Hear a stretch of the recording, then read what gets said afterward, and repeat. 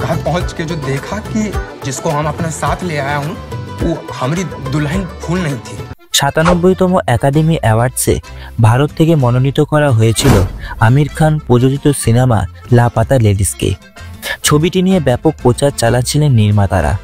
অনেকে ভেবেছিলেন সেরা আন্তর্জাতিক সিনেমা বিভাগে চূড়ান্ত মনোনয়নে হয়তো জায়গা করে নিতে পারবে এই সিনেমাটি, কিন্তু চূড়ান্ত মনোনয়নের আগে প্রকাশিত সংক্ষিপ্ত তালিকাতেও জায়গা পাননি কিরণ রাও পরিচালিত ছবিটি।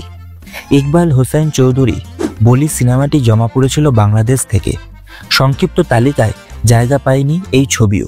গতকাল রবিবার রাতে ঘোষণা করা হয়েছে 97তম একাডেমি অ্যাওয়ার্ডের 10টি বিভাগের সংক্ষিপ্ত তালিকা। তবে লাপাতা লেডিস এই তালিকায় জায়গা না পেলেও ভারতীয় নির্মাতা সন্ধ্যাসুরি পরিচালিত হিন্দি ছবি সন্তোষ এই চূড়ান্ত তালিকায় জায়গা করে নিয়েছে।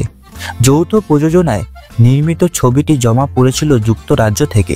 গতকাল রাতে international feature film, documentary short film, makeup এবং hair styling, music, animated short film, live action short film সহ অন্যান্য বিভাগে অস্কার জেতার দৌড়ে কারা থাকবেন তারই একটা প্রাথমিক ধারণা দিল এই তালিকা। এই তালিকায় 6টি মনোনয়ন পেয়েছে চলতি বছরের আলোচিত সিনেমা জ্যাক আদিয়ারের এমিলিয়া পেরেজ, সঙ্গীত শিল্পী আরিয়ান গ্রান্দে অভিনীত আরেকটি পরিচালিত সিনেমা উইকেড পেয়েছে 4 মনোনয়ন।